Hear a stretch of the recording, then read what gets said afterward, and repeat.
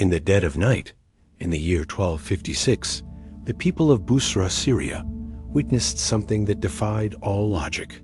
The sky to the south began to glow, not with the dawn, but with an infernal red light. It was so bright that it illuminated the necks of their camels as if it were day. What they were seeing was a volcanic eruption, a river of fire. But the volcano itself was hundreds of kilometers away, near the holy city of Madinah. How could this be possible? Even more shocking, this exact event, this fire from the land of Hijaz lighting up Busra, was described in perfect detail over 600 years before it happened. The Prophet Muhammad, peace be upon him, had foretold it, a prophecy fulfilled with terrifying precision. But here is the question that keeps scholars and historians awake at night. Was that just a preview? A warning shot?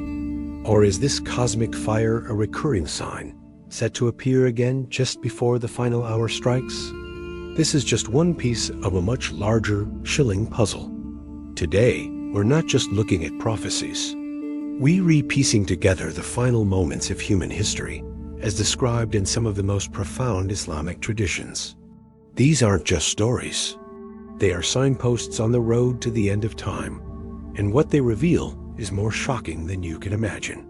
Let's turn our attention back to Madinah, the city of the Prophet, a beacon of light for over 1 billion people. Imagine it not as we know it, bustling with millions of pilgrims, but completely empty. The Prophet foretold a time when people will abandon Madinah, not because of war, not because of destruction, but for a reason unknown. He said it would be in its best condition ever, pristine and beautiful, yet completely deserted, left to the wild beasts and birds of the desert. The hadith even describes the final 2 people to see it, 2 shepherds who will come seeking pasture, only to find an entire metropolis silent and void of life. When they reach the edge of the city, they will fall down, their journey over. What could cause such a mass exodus? A silent, invisible threat? A biological agent that makes the land uninhabitable? We don't know. But the prophecy is clear. One of the holiest cities on earth will one day be left behind. The silence of Madinah will be a deafening scream announcing that the end is near. But what happens to the believers, the faithful, in this final chapter? Most stories of the end times picture a grand battle between good and evil. But what if the story is different? The prophet described a moment of divine mercy before the final judgment. A gentle wind, so soft it would feel like a cool breeze, will sweep across the earth. This wind is not a force of destruction. Its purpose is spiritual. It will gently pass over every person who has even a mustard seed's worth of faith in their heart and take their soul peacefully. It's a divine evacuation. The righteous are removed from the world before the final calamities begin, leaving behind only those who have turned away from faith. Can you imagine a world without a single believer? A world where goodness has been lifted from the earth? That is the stage being set for the final act. With the world cleared of the faithful, power dynamics will shift in ways we can't fully comprehend. 2 figures, or groups, are mentioned that will dominate this new world. First, a mysterious ruler known only as Al-Jahjah. The prophet said, "Day and night will not cease until a man called Al-Jahjah takes charge." That's it. No lineage, no nation, no description. Just a name and a promise of immense power. Who is he? Where does he come from? His identity is a mystery, a shadow looming over the future, a figure who will one day command the world's attention. His rise to power is another critical sign that the clock is ticking down. But Al-Jahjah won't be the only major player. Another prophecy speaks not of a single man, but of an entire civilization. The prophet said that at the end of time, the Romans will be the majority of mankind.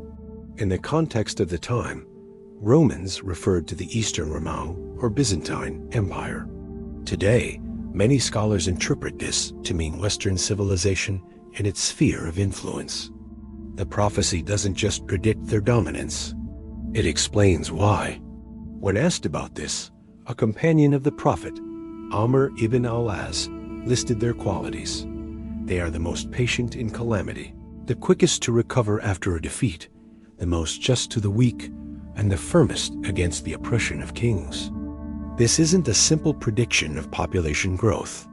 It's a statement about resilience, power, and influence.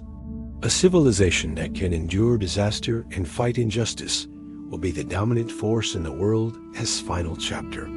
This prophecy, made 1400 years ago, paints a startlingly accurate picture of the global power structure we see taking shape today. So let's step back and look at the whole picture. What do all these signs tell us when we put them together? We have a holy city, Madinah, becoming mysteriously empty. We have a supernatural fire, a volcano seen across continents, already witnessed once in history. We have a gentle wind that will peacefully remove every believer from the face of the earth. And finally, we have power consolidating in the hands of a mysterious figure named Al-Jahjah in the enduring dominance of Western civilization. This isn't just a random collection of events. It's a sequence. It's a cosmic setup. It's like watching the pieces of a divine plan lock into place, one by one. Each sign is a step closer to the final moment. It's a spiritual weather report for humanity, telling us how far things must go, how empty the world must become of faith before the hour is finally established. The signs are not just warnings. They are a mercy, giving us a chance to reflect, to understand, and to prepare our hearts for what is to come. The puzzle is vast, and we've only just begun to piece it together.